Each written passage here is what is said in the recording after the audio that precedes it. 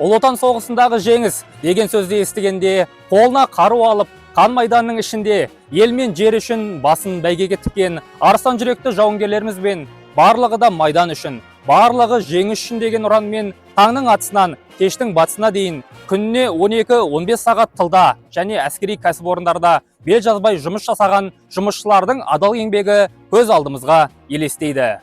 Алайда жеңіске жетуге сүбелі үлес қосқан ғылым, әдебиет, сурет, кино, музыка, театр майталмандарының халық рухын көтерудегі қажырлы шығармашылық еңбегін ұмытуға әсте болмайды. Ұлы Отан соғысы жылдары әдебиет пен өнердің негізгі тақырыбы патриотизм мен отанды қорғау болды. Соғыстың алғашқы күндерінен ақ 90-ға жуық ақын мен жазушы майданға аттанды. Әбділда Тәжібаев, Қасым Аманжолов, Зейін Шашкин және Әбу Сәрсенбаевтың соғыс туралы шығармалары көпке белгілі болды. Майдандағы ақын жазушылар майдандас жауынгерлерге батырлықтың үлгісін көрсетіп, оларды өздерінің шығармашылығымен жауға қарсы соғысқа рухтандырды. Олардың қатарында Дмитрий Снегин, Дихан Әбілов, Жұмағали Сайын, Қалқаман Әбдіқадыровтар болды. Кеңес халқының моральдық саяси білігін күшейту ісіне Мұхтар Әуезов, Ғабит Мүсірев, Ғабиден Мұстафин, Сәбит Мұханов, Қайыр Жароков сынды қазақ көркем проза мен поэзия шеберлері аянбай еңбек етті.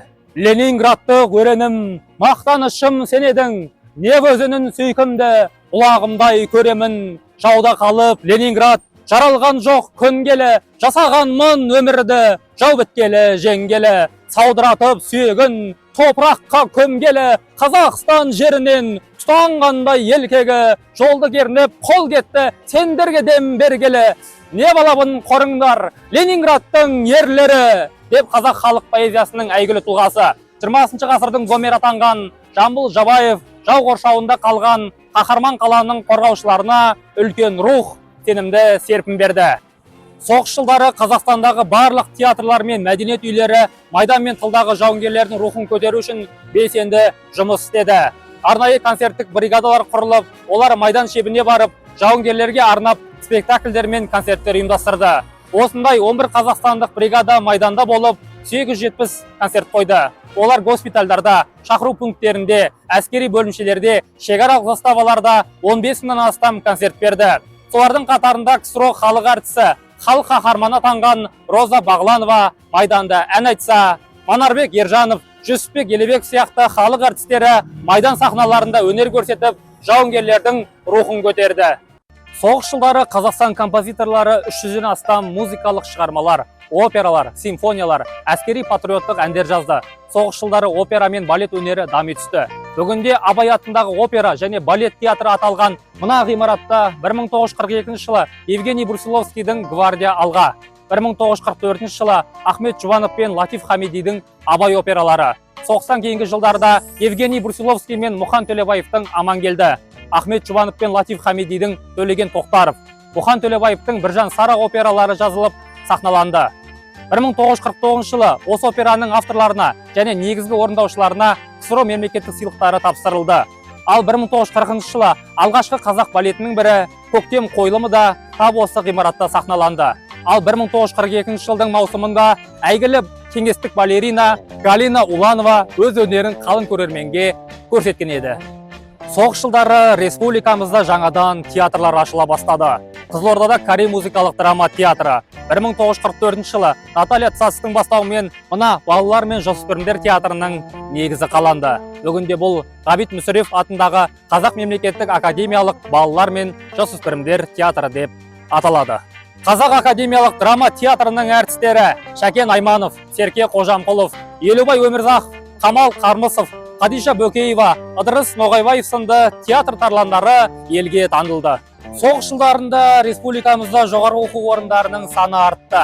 Бір ғана Алматының өзінде 1943 жылы шет тілдері педагогикалық институты, 1944 жылы Құрманғазы атындағы консерватория және Қазақ мемлекеттік қыздар педагогикалық институты ашылды.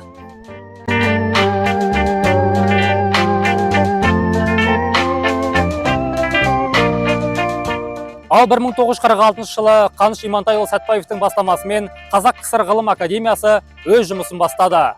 Мына ғимаратта атақты Евней Бөкетов, Әлкей Марғұлан, Дмитрий Сокольский, Әбікен Бектұров, Мұрат Айтқожин, Уфа Ахмет Сафин сынды ғалымдар жұмыс істеді. Ұлы Отан соғысы жылдары Алматы Кеңес одағының мәдени-экономикалық орталықтарының бірі саналды. Алматыда 15 жоғарғы оқу орындары мен техникумдар және 20-ға жуық ғылыми зерттеу институттары болды. 1941 жылдың қазан айында Ресейдегі Ленфильм мен Мосфильм киностудиялары Алматыға эвакуацияланды.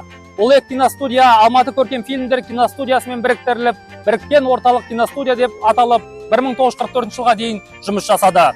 Бұл киностудияның ғимараты Алматыдағы қазіргі Төле би мен Қалдаяқ көшесінің қиылысында орналасқан Қазақтың Жамбыл атындағы мемлекеттік филармониясында орналасты. Әр осында Совет киносының аса көрнекті қайраткерлері Сергей Эйзенштейн, Сергей Васильев, Георгий Васильев, Михаил Жаров, Эдуард Тиссе сынды кино саңлақтары аянбай еңбек етті. Киностудия 2 жылдың ішінде 23 кино картина түсірді.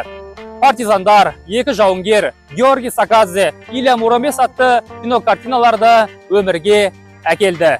1945 жылы Алматы көркем фильмдер киностудиясы тұңғыш рет өз күшімен Абай әні фильмін жарыққа шығарды.